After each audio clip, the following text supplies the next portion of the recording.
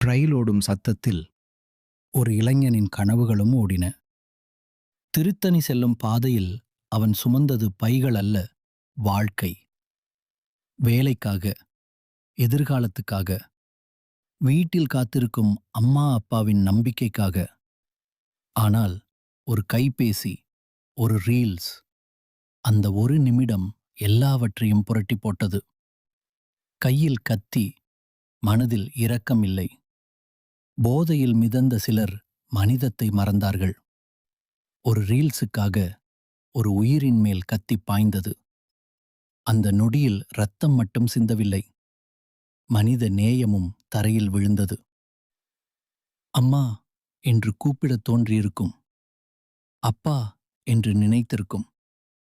அம்மாவின் நம்பிக்கை, அப்பாவின் ஆசை அந்த ஒரு நிமிடத்தில் சிதறி விழுந்தது.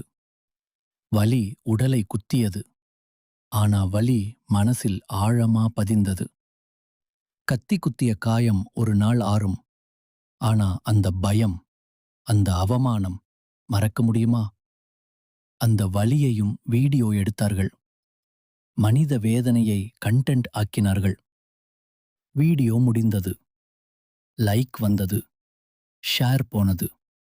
ஆனா சூரஜின் கண்ணீர் இன்னும் ஓடிக்கொண்டே இருக்கிறது. இன்னும் கேட்கிறோம், லைக் வேண்டாம், ஷேர் வேண்டாம், வைரல் கூட வேண்டாம். மனிதாம், மனித நேயம் மட்டும் வேண்டும். ஒரு இளைஞன் உயிரோட வீடு போக அதுதான் போதும்.